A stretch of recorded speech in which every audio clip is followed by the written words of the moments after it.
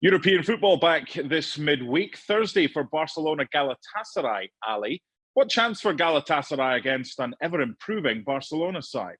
Worse chance than they had a couple of months ago, I would suggest. Barcelona certainly have improved. There's no doubt about that. This is a team that now has a variety of options that they can hurt you in the attack, which they did not have a couple of months ago. So now you have speed over the top with Traore, with Aubameyang, with Ferran Torres, with Dembele, who now has some sort of renewed life at Barcelona. And then they can still work underneath spaces with Pedri, who continues to play at a very high level, Gavi, who's doing well, Frenkie de Jong, who has added himself into a player that can step into the 18-yard box, score a few goals here and there.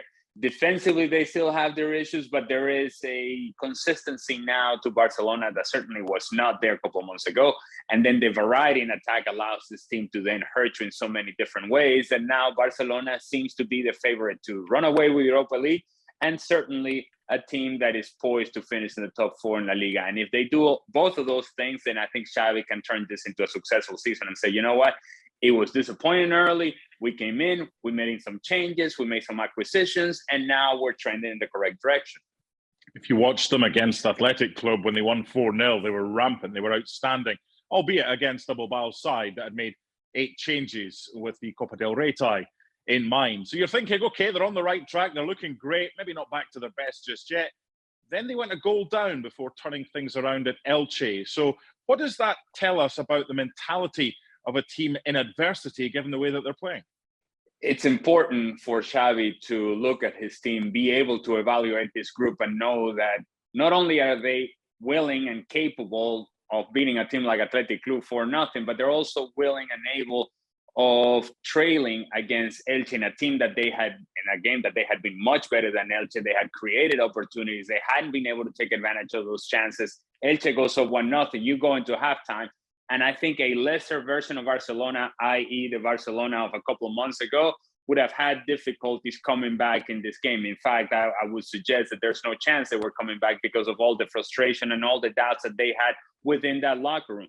You saw a level of confidence from Barcelona in the second half, almost as if to say, we're not going to lose this game. We're actually going to win this game. We're going to come back. We're going to make the changes. We're going to introduce players. We have options coming off the bench that we didn't have before. Ferran Torres came off the bench, scores a game-time goal. He himself had about 3 or 4 clear opportunities in which he could have put the game away. Did not, but yet another player that comes off the bench is Memphis Depay, who draws a penalty, and then is able to finish himself. They win it 2-1.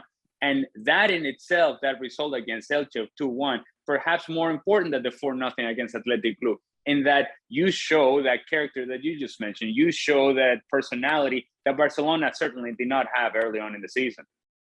What about Xavi's best 11? Do you think he knows it just yet, or do you still think he's tinkering? You mentioned the players that came off the bench at the weekend against Elche. Well, I think he has a pretty good idea as to what he has in the back line and through the midfield. I think that's pretty settled.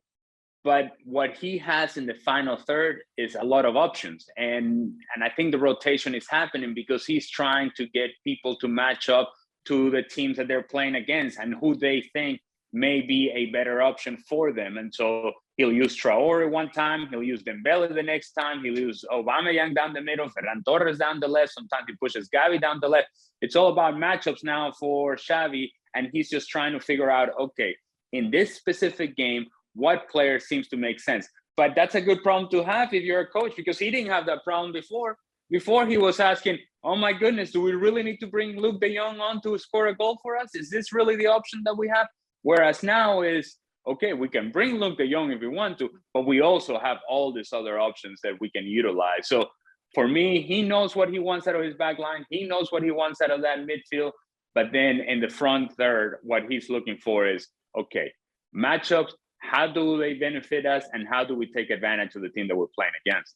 So Galatasaray will have the second leg at home. Remember, they're the seeded side. They topped the group, and it's the draw that nobody wanted among the group toppers, Barcelona. So they'll have the second leg at home. So what would be a good outcome for them in the first leg? As simple as keeping the tie alive, or do you think they probably need a result over there, knowing that the away goals no longer exists? keeping the tie alive, whatever that means. Quite honestly, if they lose 1-0, they're probably thinking, okay, this is pretty good. 2-0, we can still do something. At 3-0, it's game over. It's see you guys later. There's no coming back. But you also have to figure out that, well, this is played over 180 minutes. And so how much risk do you take? How much are you willing to attack Barcelona? And Galatasaray has to be careful in that. If we go and attack Barcelona, do we leave ourselves exposed? And you're playing this sort of game of thinking, what's enough, what's not enough? And that's a slippery slope, because when you play not to lose, you end up giving Barcelona too much time, too much space. Passively, defensively, you drop too far off, and then Barcelona will kill you because they're very good in the possession of the ball, and they will stretch you. If not over the top, they will stretch you with their passing game. I think Galatasaray has to be aggressive. They have to go attack Barcelona and say, you know what, we can provide problems for you. We can provide issues, and you're going to have to defend us. You're going to have to be a threat at some point, because otherwise it's all Barcelona all the time. And right now, currently where we are with Barcelona, all Barcelona all the time means goals everywhere. They have been scoring goals for fun in February. It's a team that wouldn't stop scoring in February. We've turned into March now, and I don't expect it to be any different. It's not often we see Barcelona in this competition, and they are favourites. However, should they be favourites just because of their name, when they're one of 3 Spanish teams, along with Betis and the Cup specialists, Sevilla, who are above them in the table? Are they the correct favourites right now, Barcelona, given the way that they're playing? Yes, they are the correct favourites. And while Sevilla potentially would be the rival in this competition, and rightfully so, I just don't see the matchups favoring Sevilla. This is a trajectory right now for both of these teams. Barcelona is trending upwards, and Sevilla is barely hanging on to that second position in La Liga. They've had a very good season. They had a productive season, but they've had a season of a lot of stress, a season of a lot of 1-0 games and 1-goal games. And eventually those things turn around and go in the wrong way. I think Barcelona is going up. Sevilla seems to coming down. And at this point, I would just suggest that Barcelona, yes, rightfully, the favorites to win the Europa League. Final question, Ali. Is it a case of a successful season or a season that's a failure if Barca either win or don't win this competition? Because they're not going to win La Liga.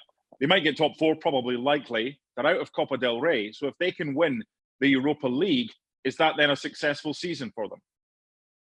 Not a successful season. Is you have minimized the damage. You are dressing up what could have been an awful season and a real sort of direction-changing season for Barcelona if you didn't get into the top 4, if you don't win Europa League. If you go on and win it, now you dress up everything that was at one point very disappointing, and then you sell that to your fans and you sell that to the world and say, look, we've made the right decisions. We brought in Xavi. We brought in players. We're training. The future is bright for Barcelona. You don't win Europa League. You still brought Xavi. You still brought in players, but you don't quite have that dress-up factor, that makeup factor, and saying, hey, here's a trophy. Hang on to that.